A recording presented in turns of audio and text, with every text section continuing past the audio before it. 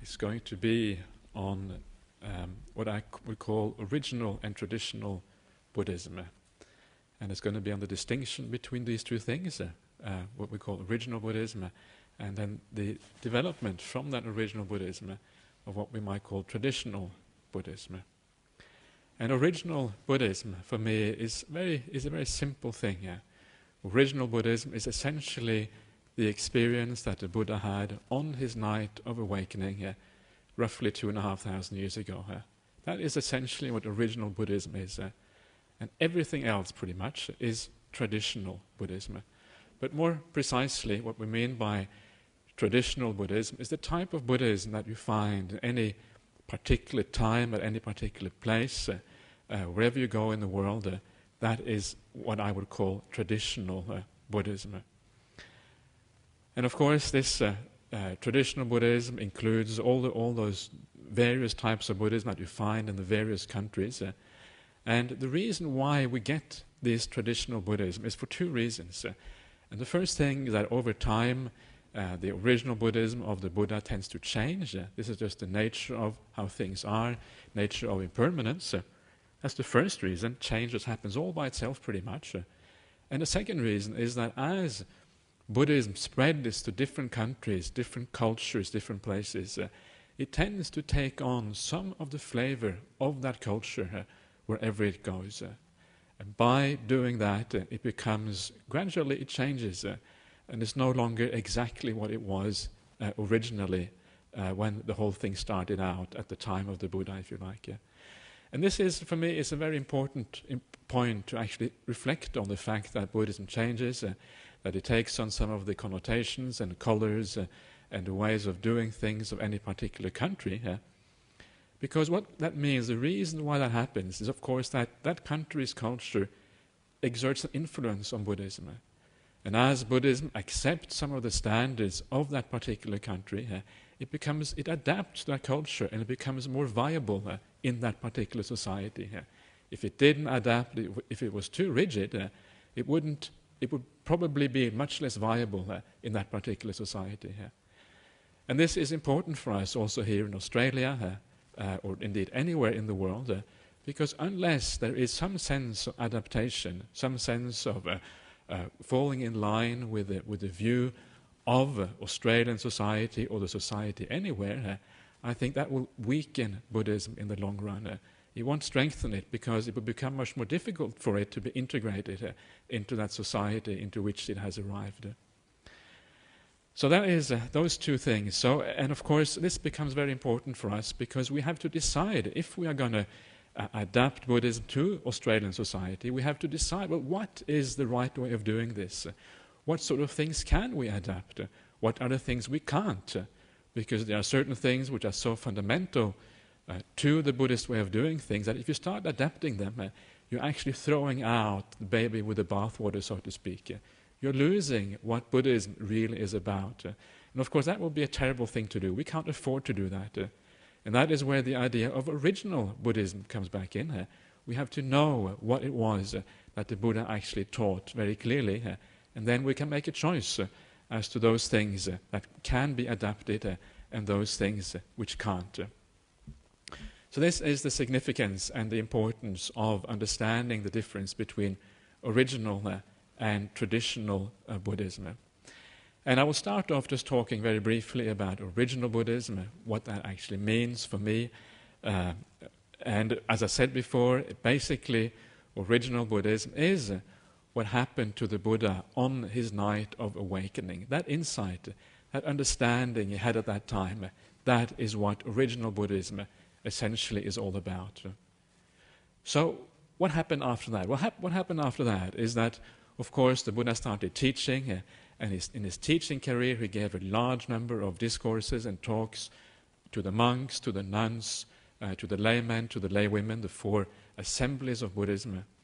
And those, of course, are then what came to be understood as the original Buddhism, because that was directly from the word of the Buddha, and it was a consequence of his enlightenment experience. So that is what we have. That is essentially what original Buddhism is. But of course, it's much more complicated than that, because it's very hard. We live 2,500 years after the Buddha. Sometimes it's very difficult for us to know what exactly is the word of the Buddha. You start off with something like the Pali scriptures, the famous scriptures that have survived for a long time. And you look at those and you realize that they are enormous. They are literally, if you take everything into account, there are hundreds and hundreds of volumes of Pali scriptures. Not surely the Buddha couldn't have said all those things, because if he said all that, he would have been speaking non-stop and still wouldn't have been able to say all those things that you find in those scriptures. And of course, if you go to the other countries, like you see the Chinese canon, which is preserved in China, again, it's enormous. It's even larger than the Pali scriptures. Again, hundreds and hundreds of volumes. And again, it's difficult to pick out what exactly was the word of the Buddha and what is not in those scriptures. And the same thing happens in Tibetan Buddhism again. Vast canon, you don't really know. So for this reason, what we have, and this is one of the beautiful things that has happened in our modern day and age, because we have a lot of language tools. This is what we call hermeneutical tools, by which you can decide, you can look at language and you can know roughly the stratification of a language, how it developed over time, what actually was going on. And according to that modern research, it's very clear. We know today very quite clearly what the Buddha said, or at least what he is most likely to have said. And we also know quite clearly the things that he didn't say. And of course, as many of you might know, the things that he said are roughly what is equivalent to the known as the four Nikayas in the Pali canon, and known as the four Agamas in the Chinese canon. And some of those suttas are also found in the Tibetan scriptures. And these are the things which are essentially known as the original Buddhism. And this is a very important point, because essentially over the last 2,500 years, people have been in the dark as to what was the word of the Buddha. They didn't really have the big overview that we have today. Because the world is so integrated today, we have a chance to compare all the suttas, to understand things using modern analytical tools to decide what is the true word of the Buddha. And this is a fairly recent development. Maybe it started happening already maybe a couple of hundred years ago, but it's only fairly recently that we have become very clear as to what the Buddha actually taught. So this is a wonderful thing, and it gives us a sense of certainty, maybe not absolute certainty, but very high probability that we have the word of the Buddha, and we can use that as our guidelines for deciding what we need to do when we take Buddhism to a new country like Australia. We know the things that are really important. We know the things that we can't throw out because they are essential. And we also know by contrast those things that are not necessarily essential. And you may perhaps ask, people often ask this question, well, what about these other scriptures? These things which modern scholars say are not the word of the Buddha, or probably not the word of the Buddha. And these are things like, for example, in the Pali scriptures, the Abhidhamma, things like the commentaries, the Visuddhimagga. And so how should we relate to these scriptures? Some people find a lot of inspiration in there. They find that these things are important. Can we just throw them out? And the way we should relate to these other scriptures, in my opinion, is we don't need to say that these things are wrong, or we don't even need to compare them to the suttas. What we rather should do is say, well, because it wasn't spoken by the Buddha, because we know that with a fair degree of certainty, there is uncertainty regarding these scriptures. We don't really know whether they're right or wrong. Perhaps you think that you can just take those scriptures and compare them to the word of the Buddha and then decide whether it's right or wrong. But sometimes that's incredibly complicated, because some of these scriptures, for the first of all, they're very long, they're very massive. It takes an enormous amount of learning to read through them. And secondly, they can be very complicated and very intricate. So I say it's difficult enough to get a good understanding of what the Buddha taught if we're not also going to get a good understanding of all these other things. So my view of these things is to put these other things to one side. They're not so important. And then focus on what we know as the Buddha Vachana, the word of the Buddha instead, and allow that to be the mainstay of our practice as Buddhists or people who are interested in Buddhism. And the same thing also goes for in the Chinese tradition, these enormous Chinese scriptures. You find all these things about bodhisattvas, about very different types of Buddhism from what we are used to in the Theravada Buddhist circles. And again, I say, and maybe some people would disagree with this, but in my opinion, leave those teachings aside. The Buddha didn't teach about bodhisattvas. The Buddha didn't teach about us becoming Buddhas. So there's no need for us to focus on that. If we do, we might just miss the point. And that is the danger of using the teachings of somebody else than the Buddha. It's very interesting. The Buddha actually said himself in the suttas, he said that in the future, one of the things that will lead to the decline of Buddhism is that people will start to listen to the teachings of what he called outsiders.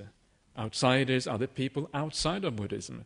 They were more interested in maybe in people who are maybe saints of other religions, people who are not Buddhists but have some smart things to say about certain things. And of course, it doesn't mean that everything they say is wrong. But the danger is always that you could be led a little bit astray by such teachings compared to what the Buddha said. The Buddha said people would be more interested in poets, because poets can often be good at giving sense to a beautiful sense of emotion, a beautiful sense of uplift. But again, it is possible that you might get led astray because you just don't know what these poets knew, what they were talking about. And the Buddha even said that in the future, people will listen to the disciples rather than listening to the Buddha. To disciples means, of course, all those monks and nuns, all those lay Buddhists who are disciples of the Buddha. But even they, the Buddha said, you don't know exactly what they're teaching. You don't know whether what they're saying is in accordance with the word of the Buddha. So again, he said, you should go back to the profound, deep word of the Buddha that is connected with emptiness. So this is the standard, I think, that is the most appropriate one to take. And it's a standard that the Buddha said we should take. Because as Buddhists or people who are interested in Buddhism, you have to assume that the Buddha was a wise man. You have to assume that the Buddha was enlightened, that he knew what he was talking about, that he had a profound experience of his night of enlightenment. If you don't assume that about the Buddha, if you think the Buddha didn't know, then there is no Buddhism. Buddhism relies on the fact that the Buddha was enlightened. But everybody else is uncertain. Everybody else we don't know. Even if somebody may appear very wise, we cannot be as sure as we have to be with the Buddha himself. So that is essentially where we should place our faith and where we should place our sense of what original Buddhism is all about. And for myself, as a Buddhist monk, I sometimes reflect to myself, well, what sort of teachings should I give? I sit up here and I get the chance to talk to lots of people, and I have to be very careful what I say. I don't want to misrepresent the Buddha. And I reflect to myself that, well, any authority that I have as a teacher, I get from the Buddha. If I sat here, if I didn't have a shaven head, I didn't wear the Buddha's robes, and I didn't have an alms bowl, and I wasn't part of the Sangha, nobody would take me seriously. They would just think, who is this guy? What does he want to say here? And fair enough, that's probably what they should say. They'd probably be right. It is because I'm a Buddhist monk and because I'm part of the Buddhist tradition that I get a certain authority as a Buddhist teacher. If I didn't have that, if I wasn't a Buddhist monk, I wouldn't have that authority. So, getting the authority from the Buddha, you have an obligation to make sure that you teach according to the word of the Buddha, that you say what he says. If you don't, then you are basically not living up to your obligation. He gives you the authority, then certainly you also have to act on those obligations to teach in the way that he taught. And this is what I try to do. I try to then, to the best of my ability, and of course these things are never going to be certain, and that's why you should always check everything I say against the word of the Buddha, never take it on trust, or maybe take it preliminary on trust, but not absolutely on trust. And then if you know that what I'm saying seems to make sense, well then it's okay. So that is original Buddhism. Now I want to move on to traditional Buddhism, to compare that to original Buddhism so we can actually tell the difference. And one of the important things to understand, in my opinion, is that traditional Buddhism started from the very beginning. The moment the Buddha came into the world and he started to teach, you had traditional Buddhism straight away here. Because once you start expressing that enlightenment experience, once you start talking about it, once you start making institutions like the Sangha, like the lay community, once you start to act on this understanding, you get traditional Buddhism straight away here. Now it is very powerful to reflect on that. It's very important to understand that traditional Buddhism goes all the way back to the Buddha. His Buddhism also, it's not as if everything the Buddha did was a result of his enlightenment experience. Not everything was a result of that. A large part of it was a result of the society around him. The way words were used, the way the society was structured, all these kind of things were very important in the way the Buddha taught and the way he established his religion in the world. And to give you some examples of this, take for example my appearance as a Buddhist monk.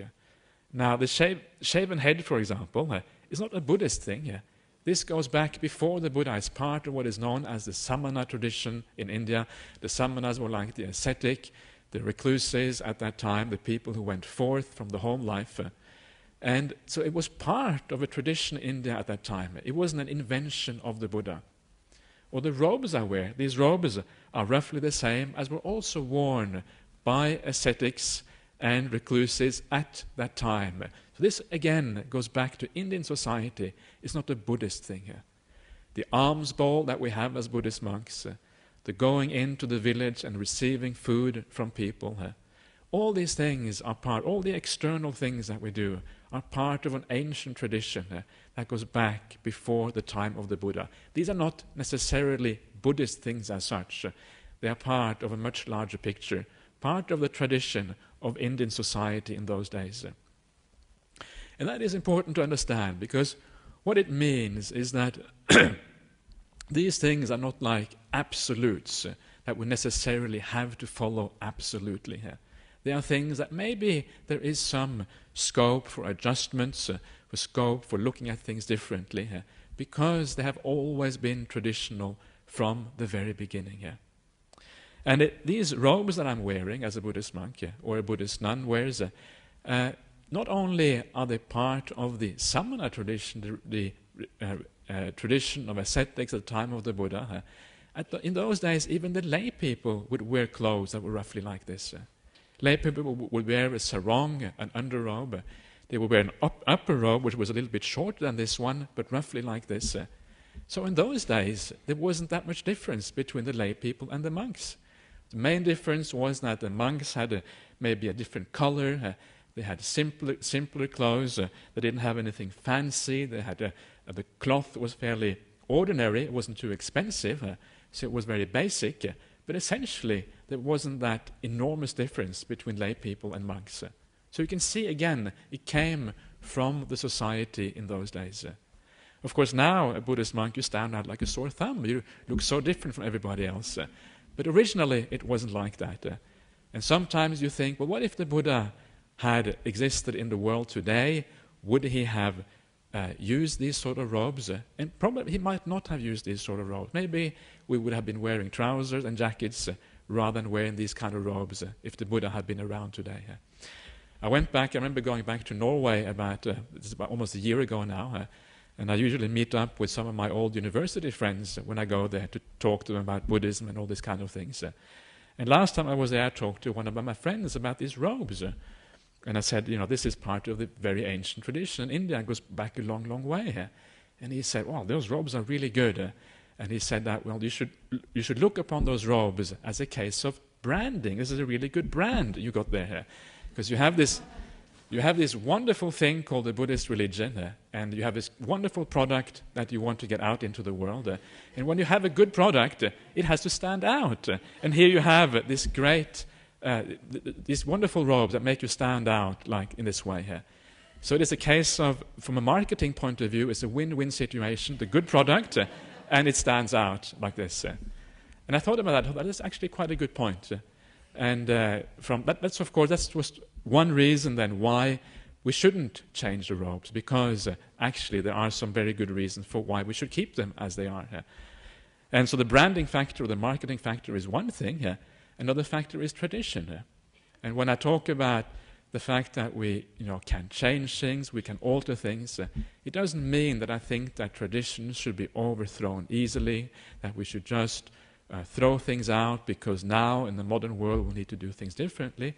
Far from it. Traditions are important because a tradition makes you part of something. You make part of the Buddhist history, part of a Buddhist, you have a sense of being a Buddhist in a different way and you're part of a tradition. So traditions are important. And I never think we should throw those out lightly. My point is rather, and this is one reason why these robes are important, as part of a tradition. My point rather is that we need to understand the difference so that we can change if it is really required. So that is the first thing of traditional Buddhism, that actually the monastic appearance is traditional, is not really an essential part of the Buddhism.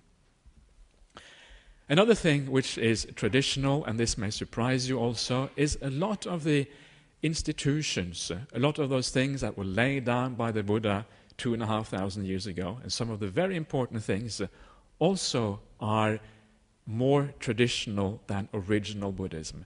And one good example is the Uposatha ceremony, the Uposatha observance that most monastics and also lay people do. The Uposatha observance follows the ancient lunar calendar that was in use in India 2,500 years ago and is still in use in many countries, although the solar calendar is now by far the most important one.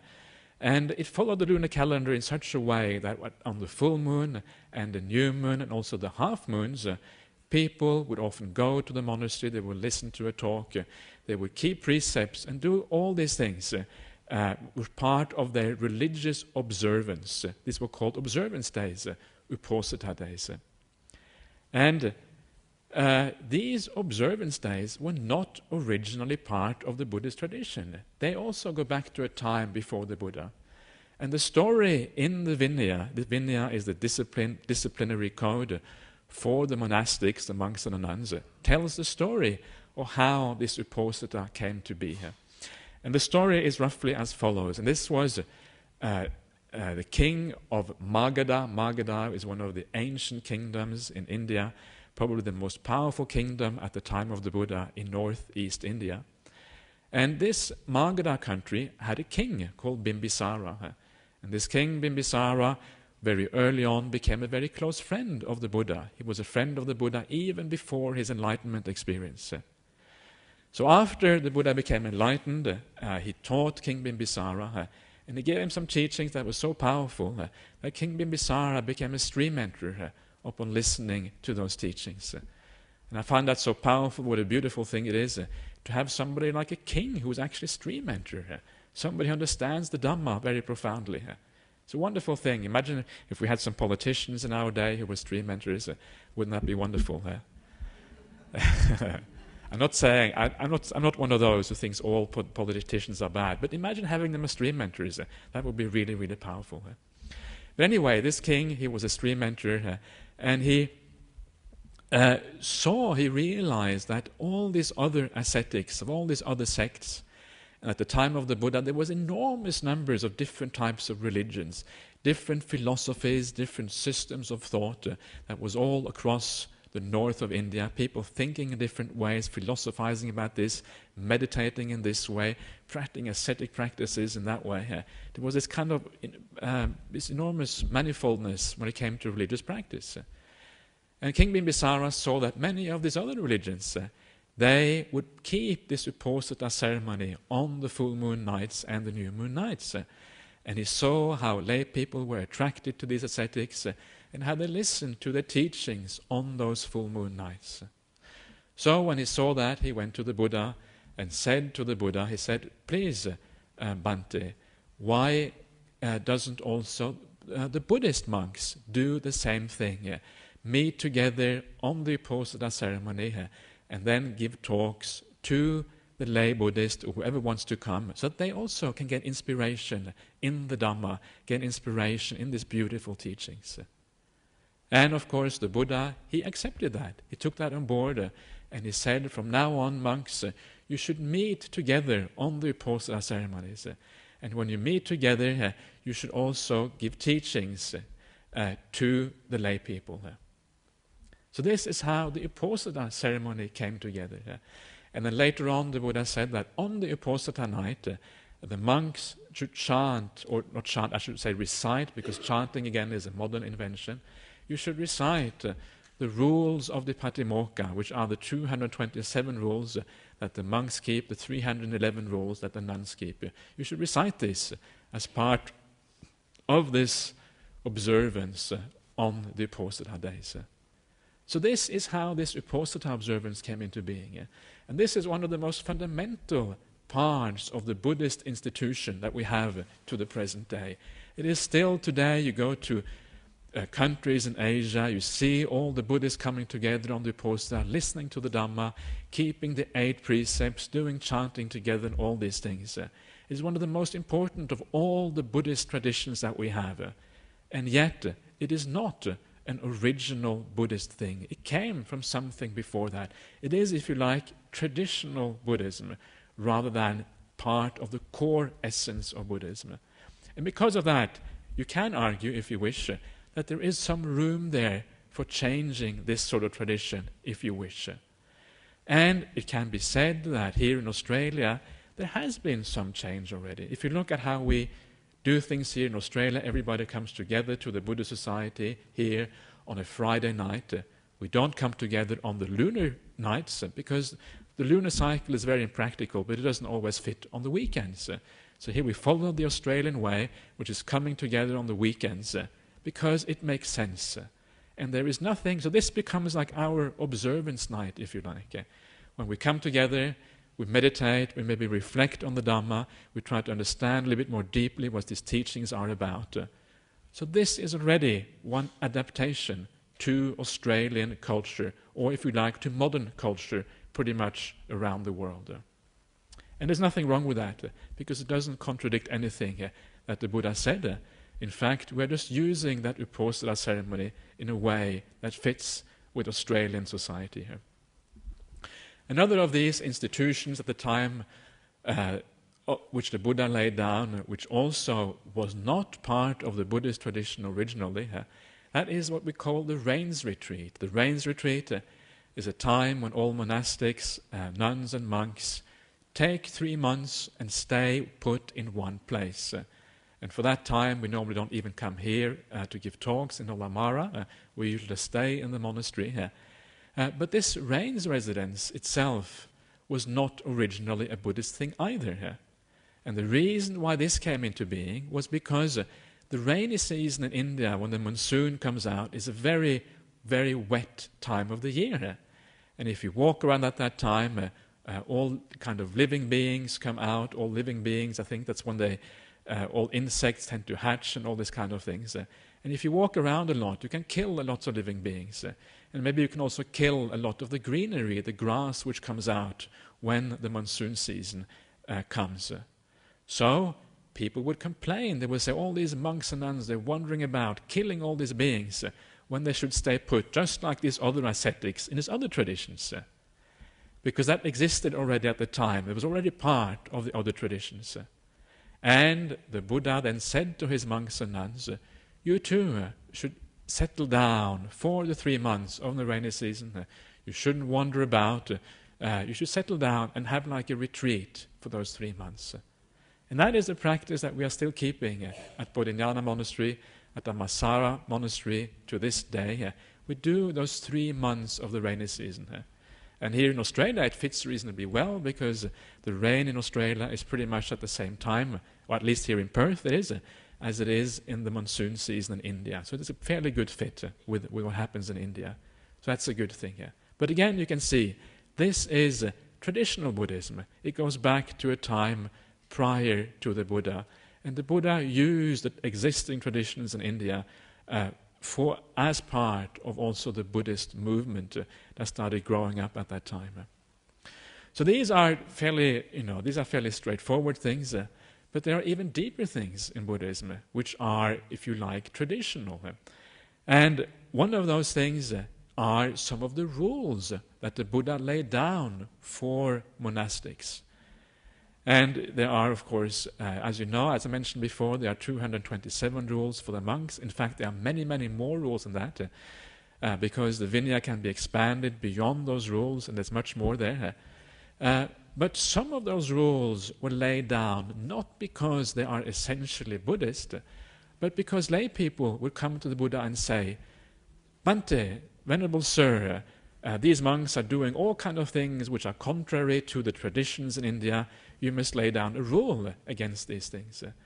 And a typical thing, a couple of typical examples are the Buddha laid down the rule that monks are not supposed to destroy plants, for example. This is one of those rules. And there isn't really anything in Buddhism which says that plants, that it's bad karma or it's wrong to kill plants.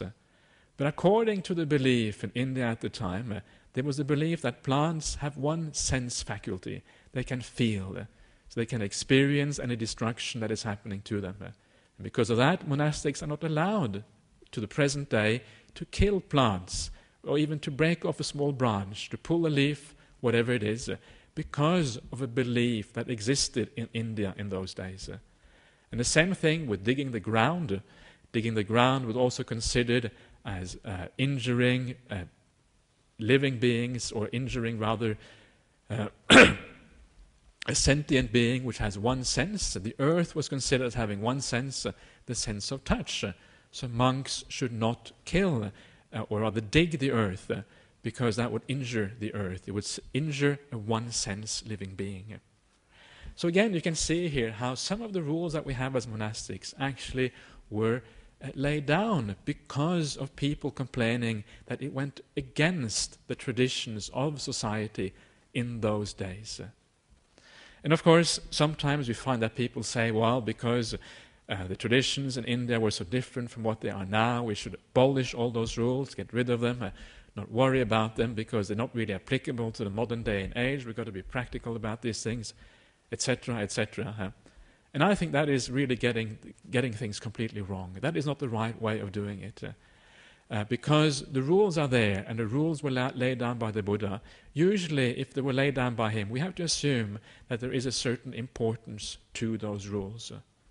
But what we can do, and this is what I think is what all monastics can do if they practice these things in the right way, is to realize that all rules of training, whether they are for monastics or for lay people, there's always a matter of interpretation there. How do you interpret these rules? How do you understand them? And if you ask two different monks or two different nuns about exactly the same rule, you're going to get slightly different responses, because it is impossible for everybody to interpret these rules in exactly the same way. You can't do that, basically. And that is where there's a little bit of leeway in our modern day and age. We can understand these rules slightly differently just by changing the interpretation slightly. It doesn't have to be much, but keeping the rule while interpreting it in such a way that it fits reasonably well with our modern society here. And that is perfectly possible to do. And to give you some examples of that, for example, there are a number of rules in the Vinaya which talks about etiquette, how you're supposed to behave, how you're supposed to be. And as a monk, for example, at the time of the Buddha, you're not allowed, for example, to teach somebody the Dhamma who is wearing shoes. Why? Because wearing shoes was considered rude in the presence of somebody who's teaching the Dhamma.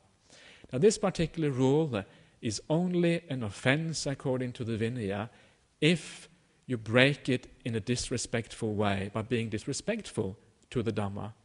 So I say, this is my personal interpretation of this rule, I say, well, I'm not being disrespectful, but I say that in our present society, it is not usually considered to be disrespectful to wear shoes. And because it's not considered disrespectful, it is, if I break that rule, if I teach the Dhamma to somebody who's wearing shoes, I'm not being disrespectful to that rule, because times have changed. And that is one way of interpreting the rules in such a way that they fit with our modern society without breaking the spirit of the rule, without even breaking the letter of the rule. It's just a matter of looking at it in a slightly different way here. And if you do that, And some of the minor rules that don't really fit in with our present day of looking at things are not really such a problem after all. And you will see, like Ajahn Brahm, for example, he may sometimes go and give a lecture at a university. He will stand in a low place, and a lot of people will be sitting high up in the lecture theatre. And that would be wrong according to ancient Buddhism. You're not supposed to teach the Dhamma to somebody who is sitting down if you are standing. You're not supposed to teach the Dhamma to somebody who is higher than you if you are in the low place. But again, the fact is that these rules, because they only are an offense if you are disrespectful, you can say, well, this is the West, this is Australia, things are different here, we don't look at these things in the same way, so it is acceptable to do this in this particular situation. And that is how you can have a certain amount of flexibility in this rule. Again, is understanding that there is a certain amount of tradition here, and these things are not absolute things that are 100% clear, cannot deviate from them. There is a flexibility there. Now the last thing which is also part of traditional Buddhism at the time of the Buddha was the way the Buddha actually taught the Dhamma. And this is where it starts to get much more complicated. Because you have to remember that the Buddha, his teachings, not only were the result of his enlightenment experience, they were also a result of the vocabulary, the kind of teachings that existed at the time in India. He had to use the words that were already in common parlance in those days. All the words that we have today that we use in the Pali language are words that were used at the time in India. Arahants, Aryas, Samadhi, all Sati, all these things come from the Indian language. And the Buddha took those words and then he used them very often in a different way to emphasize the Buddhist way of looking at these things. And of course later on the Buddha said that when you go out, he said to the monks, when you go out and teach others, you shouldn't adhere strictly to one particular way of speaking. You should allow for the differences around the world, around the country of India, and teach in accordance with how the local people speak. The Dhamma should not be something which is elevated into something which is completely, which is like a foreign language for people, like a Latin kind of thing. It should be something which can be understood by people.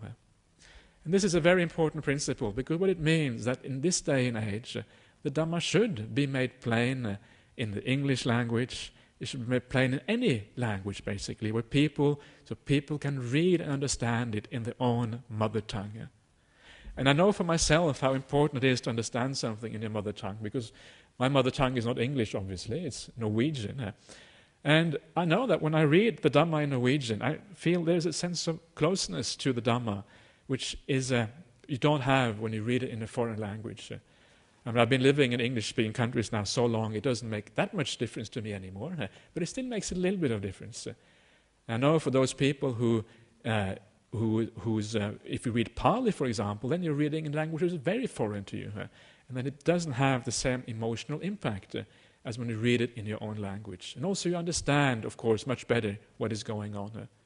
So this is one of the important things, that we actually do translate, we do teach these things in the vernacular language of the place where you are at. This is, I think, very important. So that is one of the results, again, of the tradition being a tradition rather than some absolute truth. Sometimes you can wonder, sometimes you can read some of the commentarial works of Buddhism, and they say that Pali is like a sacred language. It is the language which a baby, if it grows up and it doesn't learn any other language, it will speak Pali automatically. That is one of the things it says in some of these commentarial works. And of course, to me, I think it is. It's funny because somebody obviously must have believed that, but it is so strange to my modern way of thinking that people actually could believe this. And it really goes against the way the Buddha taught. And we have to remember that these things are traditions which can be adapted, this is what the Buddha himself said, to our modern setting. And not only the language he used was part of the tradition in those days, even some of the teachings he used were part of the tradition of India in those days. For example, the Buddha had, of course, some of his most profound teachings are the teachings of non-self. And those teachings were in direct contrast to the teachings of Brahmanism, of Hinduism in those days. Because Hinduism taught about a universal self, a universal consciousness. Whereas the Buddha said, well, actually, my awakening experience tells me there is no such thing here. So for that reason, you find in the word of the Buddha that he specifically talks about these beliefs that the Brahmanas had in those days, and he addresses those beliefs directly. So you find the teachings of other teachers in there because they are addressed by the Buddha. And of course, in exactly the same way, in today's world, we have to address the issues which are the important issues for us in exactly the same way. The idea of a universal kind of God or universal soul or universal consciousness is of course important even now. But of course also we have to address other religions. We have to talk about Buddhism versus Christianity versus Islam. What are the differences? What are the similarities? We have to address all the questions that our modern world throws up for us. Things like stem cell research, euthanasia, abortion, all these kind of things. We have to address these issues because they are important in our day and age. And we have to have Buddhist answers. This is the only way that Buddhism is going to be relevant in our society. We have to address all these issues. That is exactly what the Buddha was doing. He was addressing the issues of his days, in particular the issues that had to do with profound religious teachings. So what I'm saying here is basically that the traditional Buddhism is something which goes a long, long way back, all the way back to the time of the Buddha itself. And of course, after the Buddha passed away, Buddhism became even more traditional as we moved away from the Buddha. As time went on, the Buddhist teachings, the way it appeared in the world, the way it was taught, the teachings that were available, all these things became more and more, started to change, started to multiply into many various kind of teachings. And of course it moved on to different countries. It went to China, it went to Sri Lanka first of all, and it went to China, it went to Central Asia, it went to Burma and Thailand, and all these different countries. And wherever it went, it took on some of the characteristics of the local community. Just like it took on the characteristics in ancient India when the Buddha first made these discoveries. So, what are some of these characteristics, just briefly? And one very good example is Buddhism in China. I'm no expert on this, but I certainly can tell you about some of the changes that happened when Buddhism went to China, because it definitely took on some of the characteristics of Chinese society. And you will see that one example, for example, is the robes they wear in China. They're very different from the robes we wear in Southeast Asia, which are these kind of robes. Not only China, but in most of East Asia, they wore a different kind of robes. And of course, I think that must have been a response to the climate conditions in the north of China, in particular, where it was very cold during the winter, and it was very difficult to wear these kind of robes when it was snowing, when it was minus 10 or 20 degrees or whatever. You needed something more. And that's why they moved on to using trousers, using jackets. If you look at these Mahayana monks, they still stand out. They're still monks because they look very different from ordinary people. But they have moved on, and they have a different set of robes than what we have in Southeast Asia and we have at Bodhinyana Monastery. And sometimes people think, oh, these are the wrong robes. We can't really use those robes over there. These are the right ones. But in my understanding of the Vinaya, my understanding of the Buddha's teachings, is that the Buddha actually is quite flexible. And there isn't any absolute standard. You have to use any particular robes. And as I mentioned before, these robes themselves were part of the tradition in India at the time. It wasn't something the Buddha laid down as particularly Buddhist. So I say, it is okay. We can accept the kind of robes that are worn in places like China, Korea, Vietnam, etc. It's all right. They're not really all that different from what we are wearing here. Another such change that happened in China was you will see some of the architecture in China is very different what you find in other countries. In particular, you have the Chinese pagodas, these multi-story buildings with lots and lots of stories going up. Now these pagodas in China originally were the same thing as the stupas in ancient India. The stupas in ancient India were like a burial mound where you would put in the ashes or the relics of a saint, and initially they were just a mound of earth, nothing more, maybe with a few bricks inside. And eventually they become more elaborate. They become like these famous stupas in Sanchi in north of India, very famous stupas which are an important site of pilgrimage to this particular day. But again, they were basically just a mound, a big kind of dome, maybe many meters tall, but still just a dome. And then maybe a railing around it, a few gateways, etc., and some parasols on top. But that was essentially what it was. But in China, it became a pagoda, this multi-story building, a very kind of fancy structure compared to the simple buildings of India. And again, that must have been under the influence of Chinese culture at the time. You can see the change there happening, but the original thing actually came from India. Another aspect of Chinese culture which affected Buddhism as it came to India is it became more hierarchical. And I'm no expert, but I take it that may have something to do with the Confucian values of China, which tends to be maybe more hierarchical. And for that reason, the Zen, which arose in China, always had patriarchs. A patriarch was like the man or the monk on top of the pyramid, of the Sangha, of the Chan or the Zen tradition in India. And again, that came from, I think, the Chinese society, which was more structured than probably Indian society was. Then you had things like meat eating. Meat eating was forbidden in China. And sometimes people think that these things actually are part of the monastic rules in China. But actually it seems that meat eating was banned in China, not because of any monastic thing, but it was the emperor of China that decided that monks and nuns should not be eating meat. Again, Chinese culture, which is mixing here with Buddhism to form a Chinese variety of Buddhism. And of course, I think that this is actually a good thing that this is happening. Because if monks and nuns were not allowed to wear warm clothes in China, Buddhism probably would never survive. If it wasn't allowed to adapt in certain ways to the Chinese society, then probably it wouldn't survive because it wouldn't get accepted by the Chinese society. So it's a good thing that Buddhism adapts in these ways to the local culture. But there is a downside with adaptation. And the downside is when you start to go against the original Buddhism, the real teachings of the Buddha. And that is what you see happening in India already soon after the Buddha.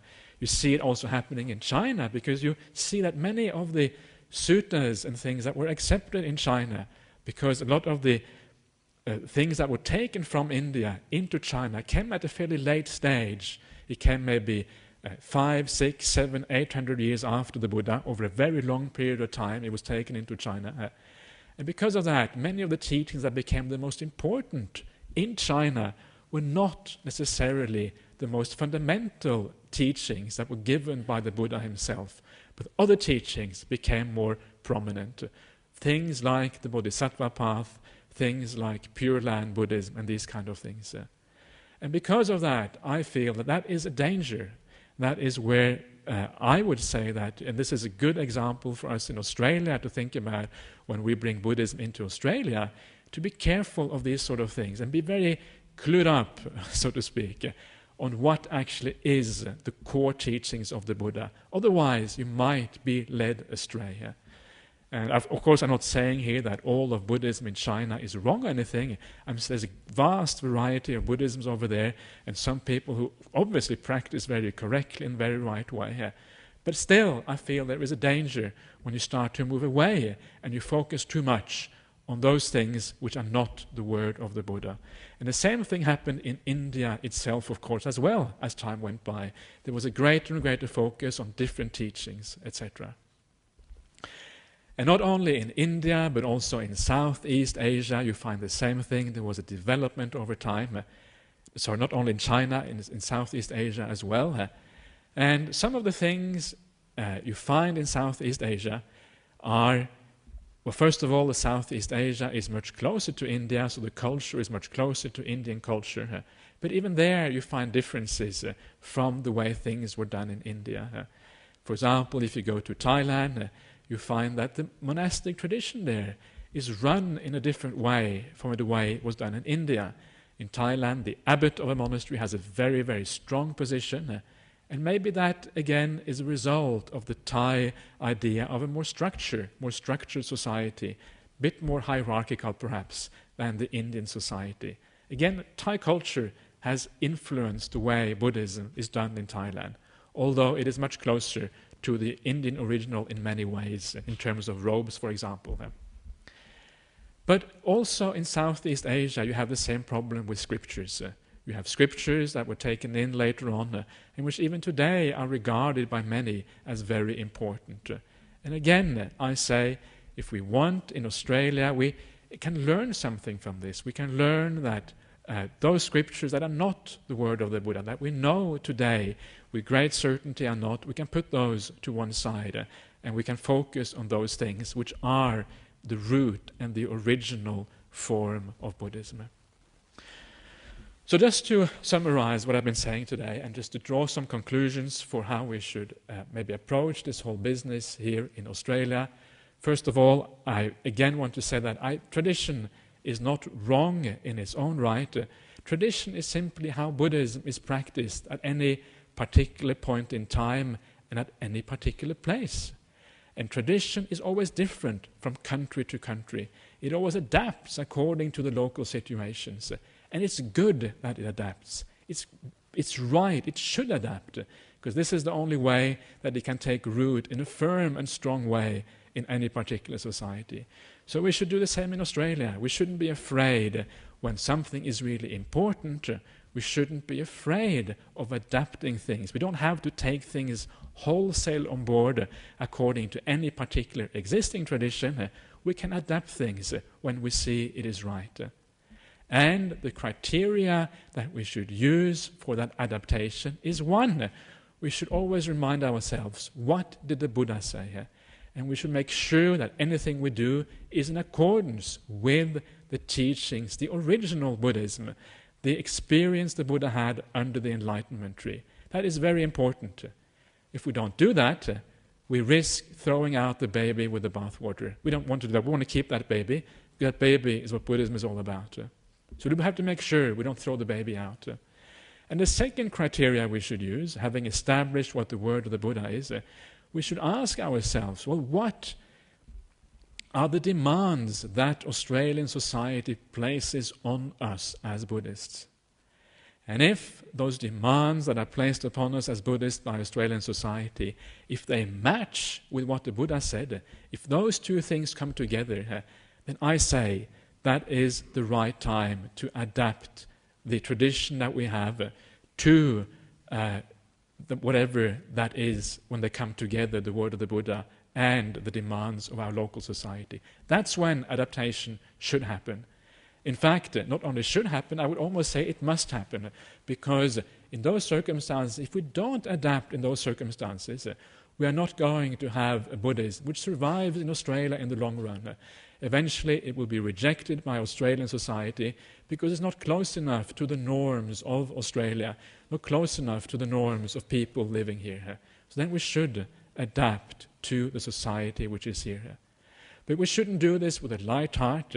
We should make sure that when we do this, that we're doing the right thing, that it really is important, and that it actually is something which will benefit Buddhism in the long run. So let me give you some examples, because examples always clarify things. First of all, some examples of the wrong way of adaptation. And sometimes you can read like people writing about Buddhism, and they're saying that, well, in our modern day and age, you cannot believe in things like rebirth, so out with rebirth, and then we have this Buddhism without rebirth.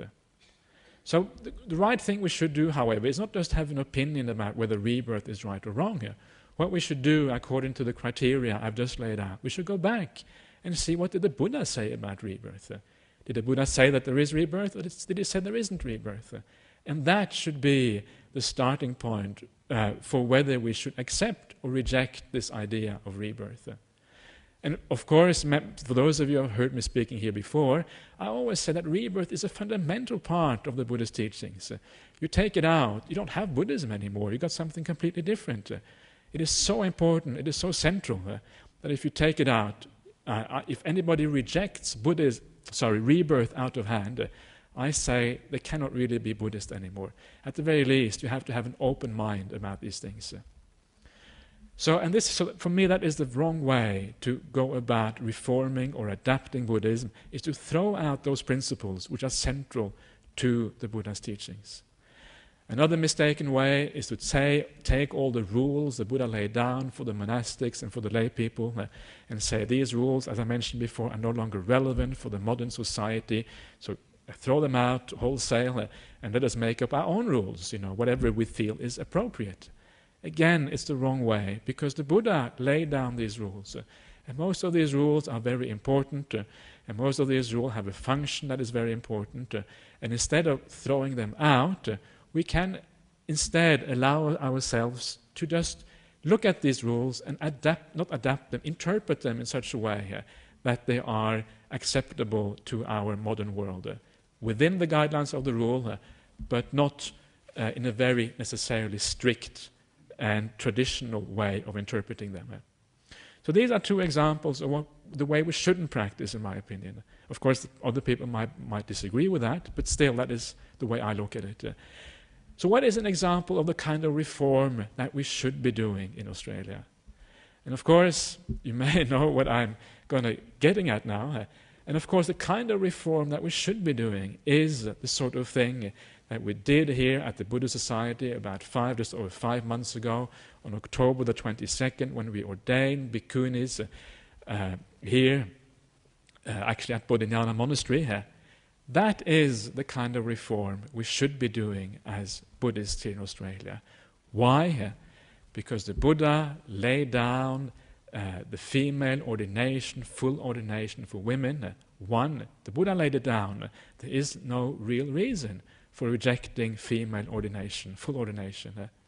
The second reason is that, as far as I can understand, it is a demand in most modern societies, including Australian society, that we should have that equality of opportunity between men and women.